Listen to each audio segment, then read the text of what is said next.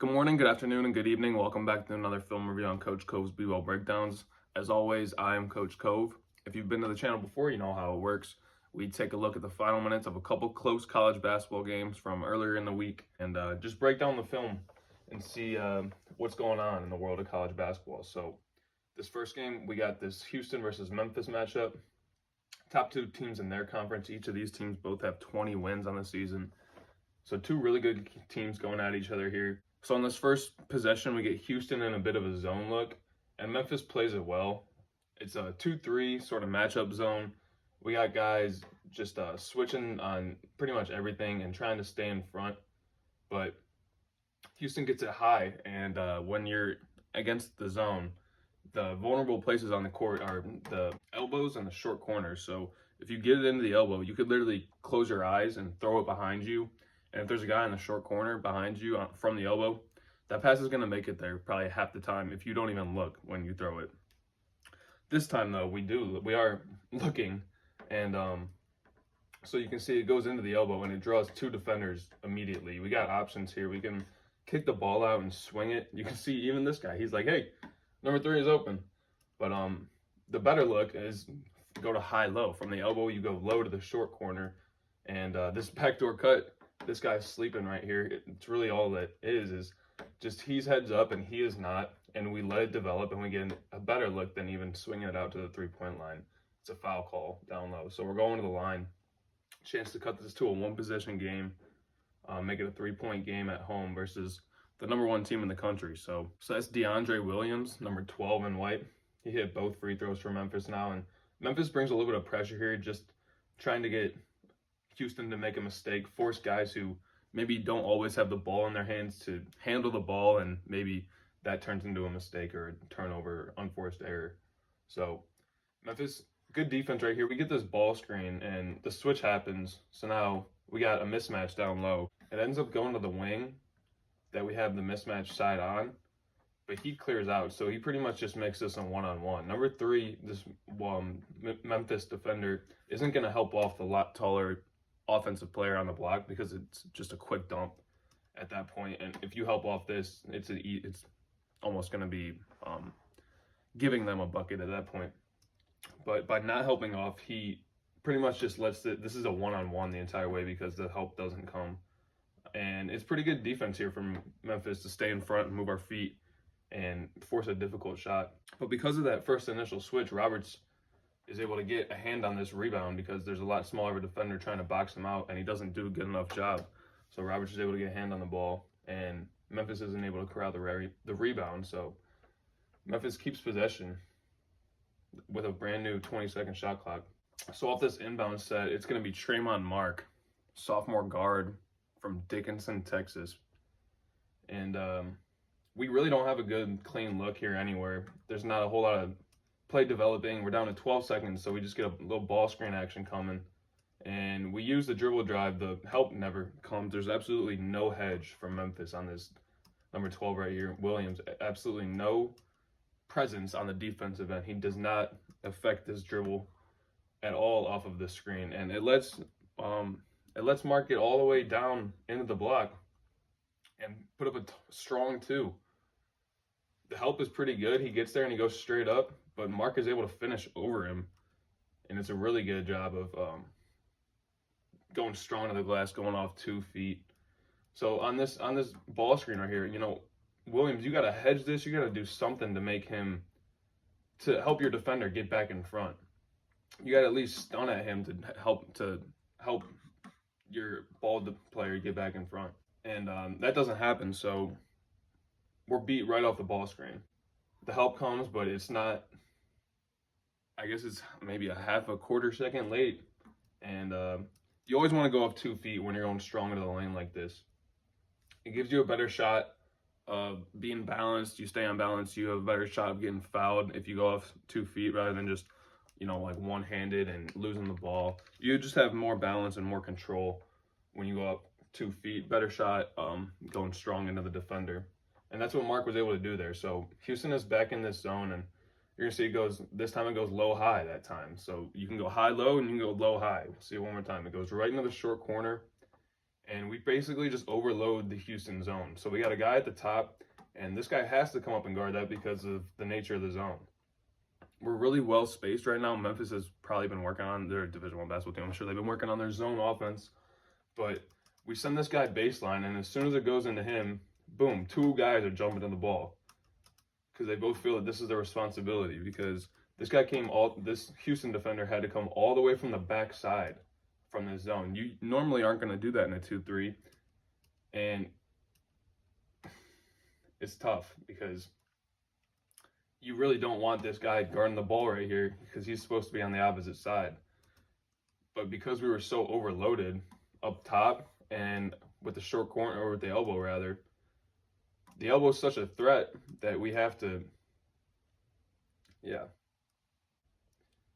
draws two, and it's just real easy because there's no one home on the backside after that dump in to the short corner.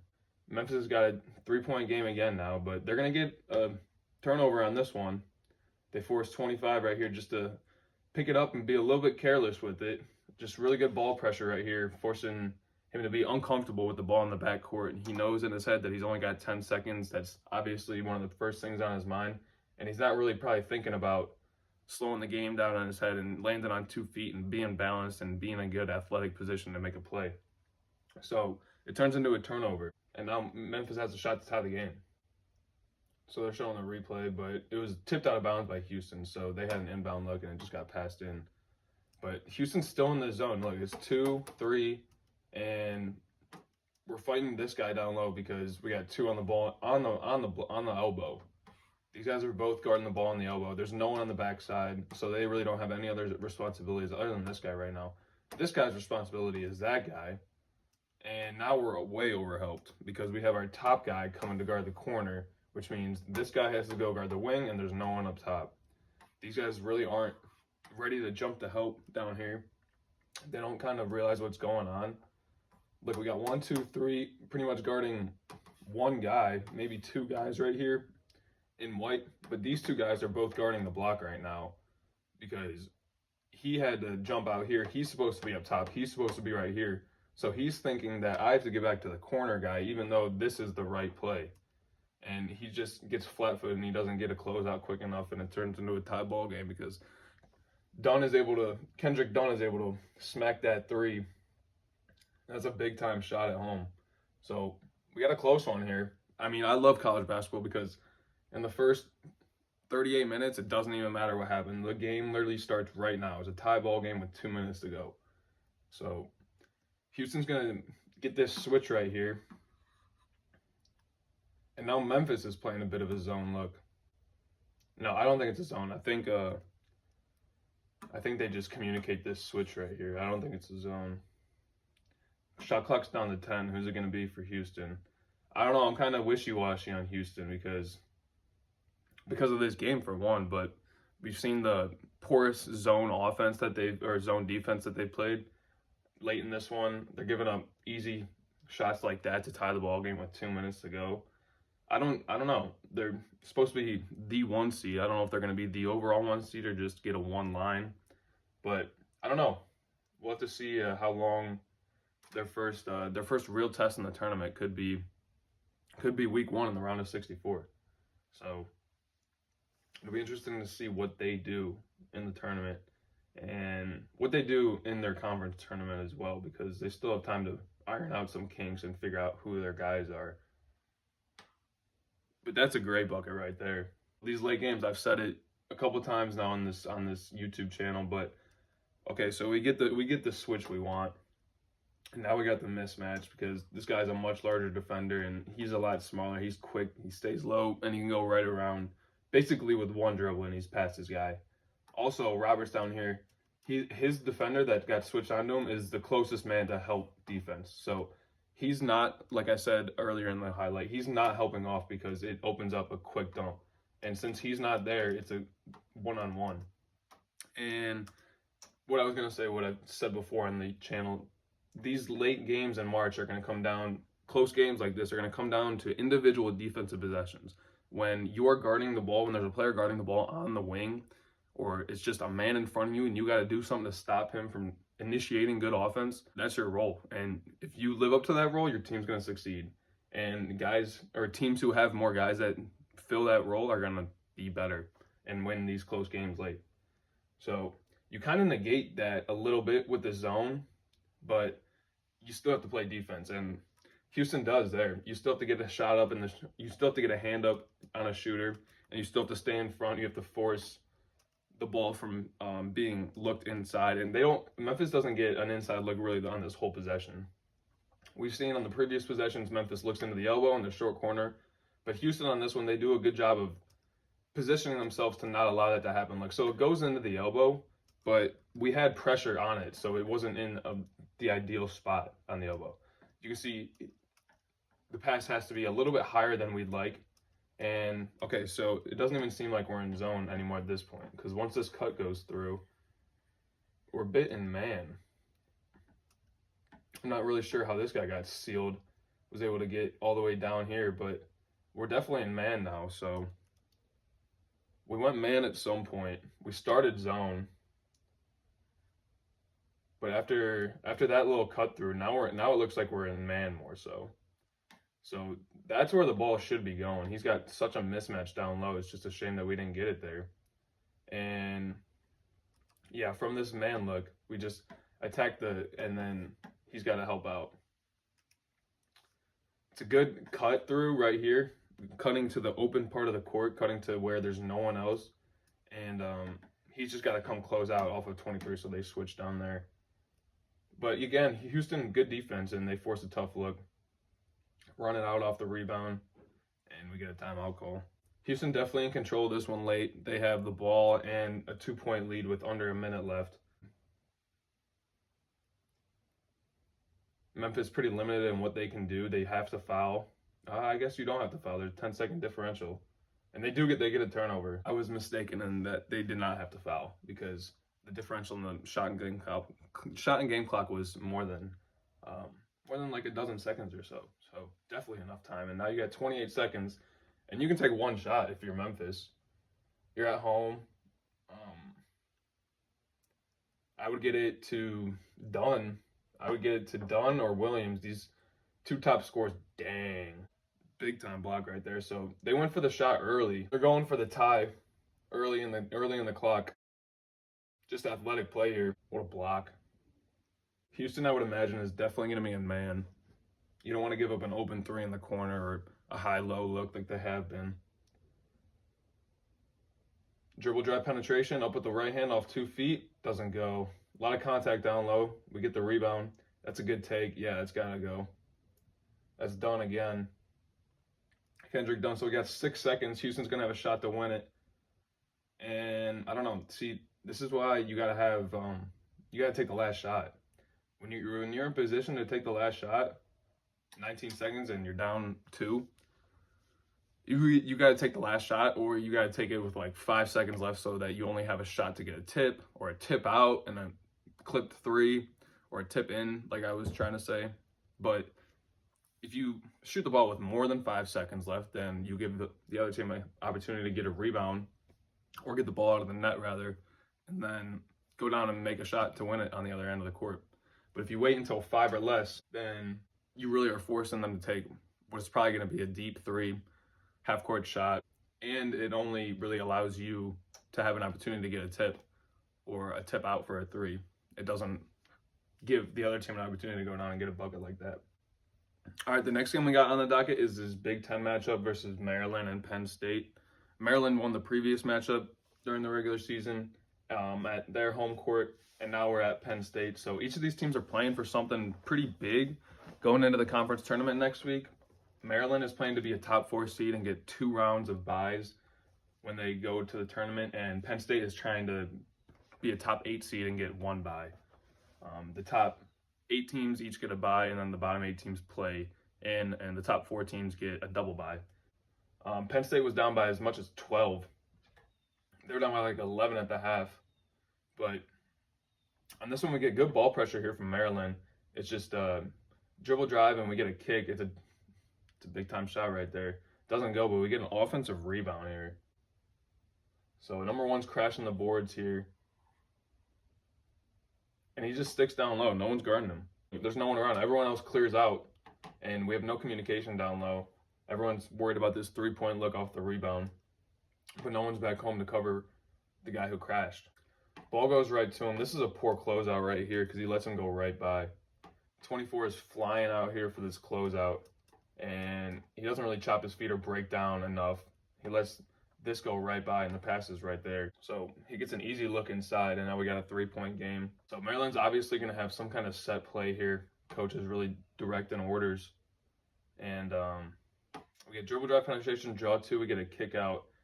Can't ask for a better look. Just a little bit out of the rhythm, you know. The pass isn't really on time or on target, and it forces him to regather his shot, get himself in rhythm, rather than being in rhythm already on the catch and shoot. He can't get it to go down. So now Penn State's going to have a chance to tie the game at home late in this one. We got the roll. It doesn't go, though, off 2 feet. Oh, we want the three. The three's better anyways. Three ball. Okay, so this is a two-man game the whole way down. It's a drag screen off the little fast break. They're kind of pushing tempo, trying to beat Maryland down the court a little bit. They got him on their heels. It's 11-3 run under 2 minutes. Let's keep our foot on the gas. So we get a drag screen here, and I love the attack right away off of it. He goes right at number one. He sees that the switch is probably going to happen. So let me go right at this guy and be aggressive. And that frees up the roll, him being aggressive like that, because he was trying to hedge a little bit. He's trying to hedge us a little bit, and this guy's also trying to get through, so that frees up the roll because you got two guys both trying to guard him right now. Once they communicate, here's the communication. Now he's back. But before that communication happens, he's got a lane here for a minute. So you could go over the top real quick, but it's likely that one of these two larger defenders, it appears to me to be, will get a hand on that pass. You would have to really fake to make, and at that point, you're given time for the help to get there. So I love the dribble drive penetration off this super hedged switch screen. You go right at number one, and then you end up getting all the way to the block. You draw two again, and now it's just a kick out to the shooter. And that's a confident looking stroke. So he ties the game here with 90 seconds to go. And okay, so they make that a 1 there. So that's huge. That's obviously hugely important to the outcome of this one. They make that a 1 point game, or a 2 point shot. Jesus. Anyways, Maryland 1-on-1 right here, right to the rack. Anytime the ball goes towards the basket, you got to take a look at that. But apparently it didn't go off his knee. Oh, that was a call in the court, and they didn't really see anything enough to overturn it. There's a switch right here. Let me get this ad out of here. And he goes right to that left again. Goes right to the same sort of shot, trying to get dribble penetration, get to his spot on the court, and get a look. So really good job staying in front, using our feet. Got two hands on him, which you're allowed to do. If he comes into the post, I'm putting two hands on him. Just make him feel you right there. Don't let him get way too far out and get a look. If you put two hands on him, you can keep him better in front. So that's what he does, and he forces a tough look. It's fallen. It's arguable foul, but Penn State just got a missed break, or they didn't get the break with the last couple calls. So they don't call the foul on Penn State that time. Look, he's backing him all the way down, and there it is. That double team comes, and it's just who's open on the weak side. Three cannot guard four. So, but this guy's the highest priority. It's just no like number 0. He's trying to ask 24 to come grab him, but you can't let this guy cut in front of your face. If you see this guy cut into the hoop in front of your face, and you don't see any of your team in red down here waiting to stop him, you gotta go. And he hesitates right here. He goes, and it's not even that he's late, because at this point he could still get a hand out and try and front this, not let him get completely sealed off. But he decides to hesitate. He's worried about the shooter who just made a 3 on the previous shot, and it's a wide open layup. So Penn State now with the lead. They're gonna check the clock, and Maryland has now blown their double-digit point lead with 5 minutes to go. So, and this is obviously not just trusting from the coach. 24's got it 1-on-1. Pretty much going to be a two-man game. We got two guys on one side of the court. These guys are all outside. Their help is really far from the paint at this point. 22 might be able to stop a dribble drive to the right. But if you jab left and go right and you get around him, it's a two-man game with these guys. Because this white defender's going to have to step up. And then it's an easy dunk for 15. And this guy's pretty far to get from the corner to the block. And even if that were to occur, then you got a shooter open on the wing. So coach obviously doesn't trust our guy enough on the wing to make the right play because he called a timeout. And you can see he was starting to try to work him down, get this two-man game sort of look going, but gets stomped out by coach. And he's going to call a timeout, make sure his guys are on the same page, get a better play drawn up. Sort of the same look, and that's really well executed. Off the inbound, we get an initial ball screen look here. We hit him, and then he's setting a ball screen, so it's sort of screen the screener. Timing at this point isn't great, but I think that's all right because it's mainly with these guys. And then it's screen away, the guy who just set the screen. Curl it a little bit, because look, he's following. He got pinned on that screen. It's a real good screen because the angles are good. Look, he gets deep so that he can come back up and run off of it. The angles are good, so that's why he gets pinned. Good job turning your shoulders here by this big man right here, number 10 in red. He turns his shoulders. Look, he's not squared to the baseline yet, but once he starts coming up, he gets himself squared to the baseline pretty much. He's in parallel with the foul line almost, and he hits him. He cuts him off from getting over the screen, and now he's behind, and it's 2-on-1. Good dump pass, and it's a big guy to stop from this weak side help getting all the way over. Just isn't able to get there. With zeros on the shot clock, Maryland goes back up by 1. So Penn State, again, similar to the previous highlight, at home with 10 seconds left, they're going to have a shot to win it. Really don't want Maryland to get the ball back. I'd like to see the shot go up with 5 seconds or less, and I explained why. So double team comes again, and just like the previous possession, we get a cut to the middle, and there he is again. Oh, he doesn't go there this time, though. So we get a swing up, 3 ball, doesn't go, but no one's boxing out, and that's how the game ends. We get the rebound.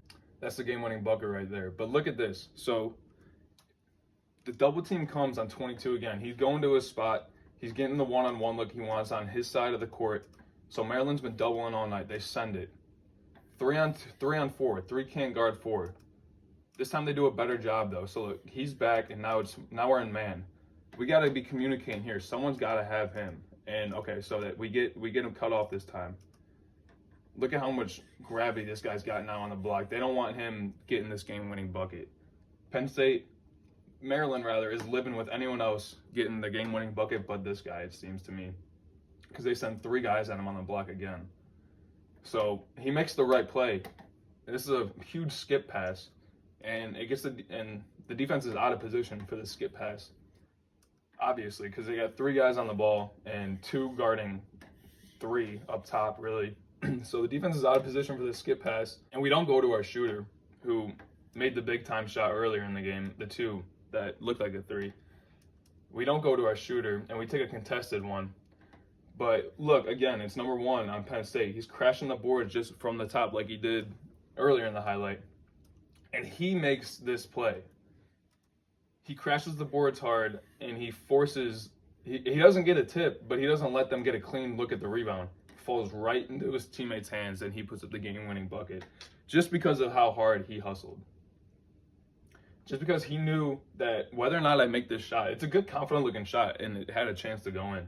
But he knows that I got to crash this ball. The game is almost over, and whether or not this goes in or not, we're going to want to look at the rebound. So look what happens now that Penn State held it for the last shot and shot it within 5 seconds. They get a game-winning look and don't leave any time on the clock for Maryland, which is textbook. And that's something that Memphis failed to do in the previous highlight, unfortunately. Shout out Sconey.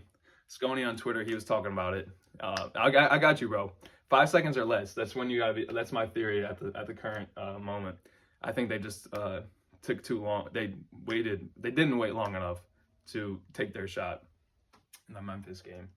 I don't know if you agree with that or not, if that's what you were talking about, but yeah, this one a lot more well executed. They do put a couple of tenths on, but nothing really goes. It's a full court pass, and Penn State just secures it. So here's this full court heave. Shout out to Matt for these vids. And it's just corralled by Penn State. So another film review in the books. Thanks for watching. Hopefully you're enjoying these games. Hopefully you're learning something. Hopefully it's helping you maybe figure out who you like in the bracket when it comes out in a couple weeks. And when the bracket's out, I'll be making a bracket video. But until then, hopefully you guys are enjoying these. And yeah, stay tuned because there's more coming.